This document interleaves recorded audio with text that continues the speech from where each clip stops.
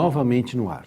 Estamos aqui na faixa de programas ao vivo, de segunda a sexta, às 4 horas da tarde, um programa ao vivo. E de sexta, o Novamente. Estamos aqui e para a gente falar sobre isso, coisas do além. Se vocês falam que a gente... Peraí, que eu me engano aqui. Se a gente falar que a gente combinou isso, não é verdade, tá? Coisas do além. Olha o CD do qual me pediram para falar a respeito dele, que é do William Sanches, que diz, para quem tem coragem. Coragem é exatamente a palavra que encerra o capítulo 5 do Evangelho segundo o Espiritismo. Encerra no seguinte resumo. Coragem significa agir de coração. Então, se eu tenho a vontade de fazer melhor, diferente, maior, que me importa as dificuldades que eu enfrento, se é através delas mesmo que eu vou desenvolver. Mas aí o William fala que se você está pronto para isso, e ele fala uma coisa interessante, que quando você fala sobre coragem, é exatamente a questão da prosperidade e da abundância. Ou seja, também no Evangelho segundo do Espiritismo, capítulo 5, fala um pouco sobre isso, bem-aventurados os pobres, né? Quer dizer que a gente só é feliz se for pobre, se estiver rastejando, passando fome, vivendo estrupiado, né? Não, porque a gente conhece várias pessoas nessas condições que estão revoltados, que não estão entendendo o que está acontecendo e, se possível fosse, poderiam eliminar as suas consciências. Nós vamos falar daqui a pouco sobre isso, porque nós recebemos as perguntas e perguntar exatamente sobre isso. Mas fica aqui uma sugestão. Prosperidade e abundância é exatamente o resultado da coragem, agir de coração. Vamos aqui ver as perguntas, depois a gente continua. Veio pelo e-mail, o Júlio mandou para a gente aqui os e-mails que chegaram hoje sobre este programa. O Eduardo Castro Sales, de Pelotas, Rio Grande do Sul. Olá, Dr. João Lourenço e todos da TV Mundo Maior. Passando aqui para deixar meu agradecimento pelo belíssimo trabalho que realizam. Gratidão é a palavra. Grande abraço a todos. Nós é que agradecemos o seu prestígio de estar nos ouvindo e se transformando num multiplicador. Aí eu te convoco, Eduardo. Você seja um multiplicador, não assista só para você, tá?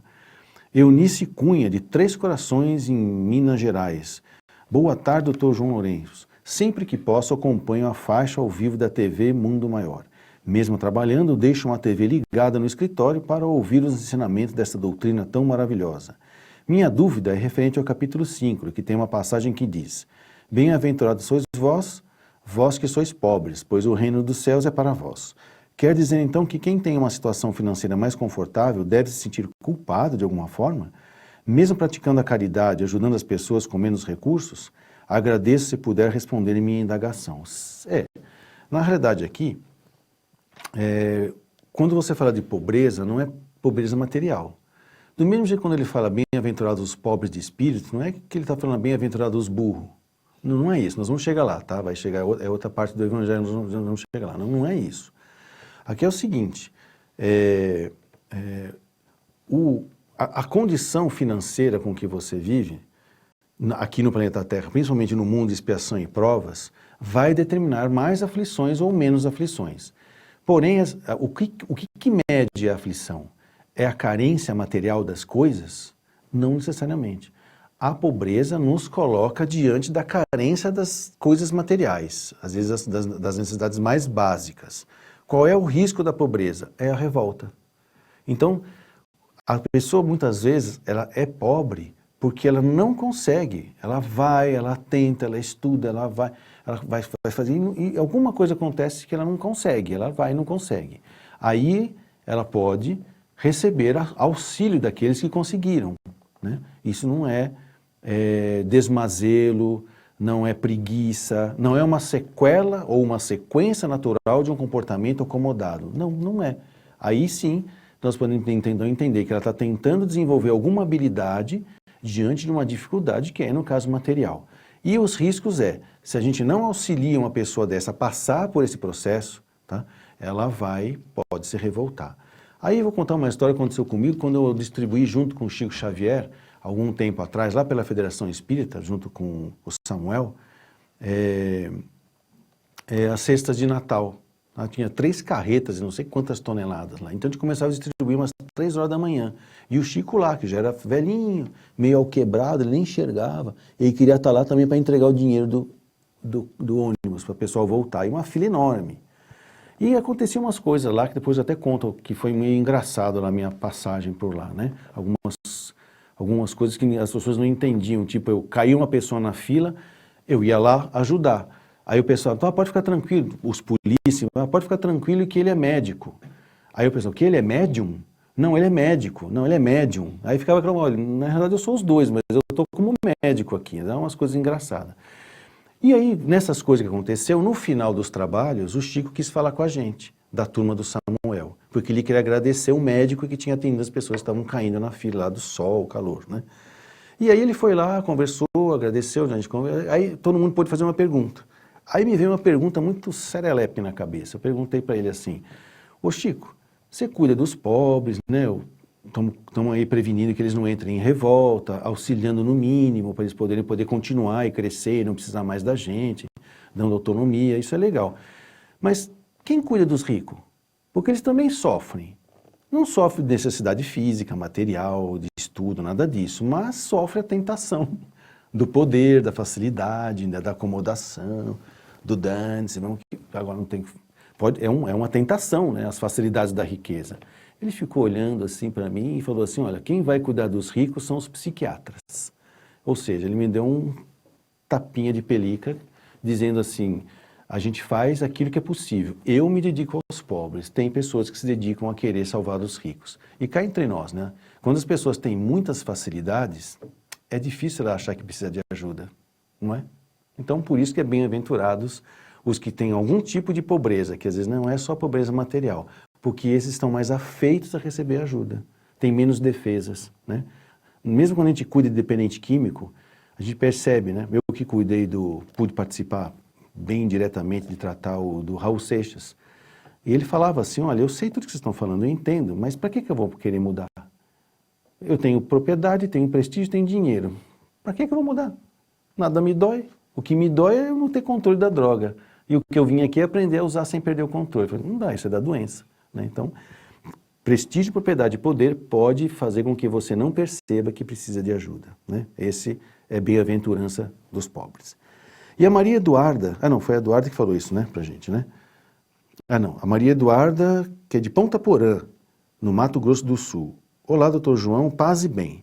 Essa é uma expressão que a minha aluna que faz, a Nicole. Ela é católica, ela é da Toca de Assis, né? Ela me ajudou bastante na faculdade, né? Nesse capítulo, há uma passagem que diz que feliz daqueles que sofrem, pois desse modo podem acelerar sua evolução espiritual aqui no planeta Terra. Porém, essa visão me faz lembrar daquele Deus de outras religiões, punitivo e sem misericórdia. Deus não quer que sejamos felizes? Deus não quer que encarnemos aqui na Terra para aprender ao máximo e aproveitar todas as experiências? Sei que, de certo modo, minha visão pode parecer superficial e pode até ir ao encontro ao carpe diem, quer dizer, viver bem cada dia, produzindo bem, né? Porém, minha concepção de Deus é diferente das imagens que vejo retratadas em outras religiões. Acredito que Deus seja amor e quer que façamos aquilo que temos vontade. Poderia explicar como é que é Deus na sua visão? Fica com Deus, na minha visão. Eu fico com Deus na minha visão. Bom, eu vou falar uma frase feita, tá? Que não é do Espiritismo, mas não tem outra coisa. Deus é amor. E amar é unir. E não haveria amor se eu desrespeitasse a sua vontade. O que eu posso fazer é te ajudar a rever as suas vontades. Com o quê? Com as dificuldades que eu coloco para você desenvolver. Então, não significa que eu estou lá te castigando ou te perturbando para que você, te chuchando para ver se você cresce. Não. Eu deixo você responsabilizar pelos próprios resultados daquilo que você decidiu fazer, que é a tal da liberdade de escolha. O que eu digo é o seguinte, quando você diz que usa o livre-arbítrio, será que você está de posse nas suas mãos, né, de todas as variáveis? Será que você, quando decidiu, sabia de tudo o que podia acontecer, ou você foi no impulso ou foi no val da valsa? Aí é que eu fico pensando, será que Deus me permitiu saber tudo que eu precisava saber? Ou Ele me permitiu não saber porque eu tenho que construir meu saber e responder pelo meu saber? Então é essa soberana justiça e bondade, a suprema inteligência e sabedoria dele. É me dar as oportunidades, mas não me abandonar. Ou seja, Ele me deu o manual do mundo, né? O manual do Evangelho, para que pudesse me direcionar. Não para que eu decida, mas para que eu pense melhor usando esse manual do Evangelho. Então, com certeza você só evolui se você estiver fazendo as coisas pela sua vontade, de boa vontade. E o Jorge Pereira Delgado, de Juiz de Fora, Minas Gerais, diz o seguinte: Dr. João, tenho procurado no Espiritismo respostas para aliviar minhas dores e reflexões. Não sei se estou fazendo as perguntas erradas ou se simplesmente é mais fácil generalizar sempre que direcionando para as mesmas respostas. Tenho enfrentado diversos problemas na minha vida pessoal e não gostaria de expô-los em uma rede TV nacional. Claro, né, a sua... como que chama? O sigilo tem que ser mantido, né? Porque a gente fala assim, o que você vê aqui, o que você ouve aqui, quando você sair daqui, desde que fique aqui. Numa rede nacional não dá para fazer isso. Porém, sempre que vou em palestras, eu peço conselhos, ouço sempre a mesma resposta. Causa e efeito, ação e reação, aquilo que plantamos iremos colher algum dia. Não me conformo mais com esse tipo de respostas, ainda bem, tá? Porque se conformar é uma coisa muito ruim. Conformar significa, vou pegar a forma de, tá? Na sua opinião, isso é uma lei da vida? Ou mesmo quando exposto como uma equação, como essas respostas simples decoradas, não poderia ter suas variáveis? Sim, tem as variáveis.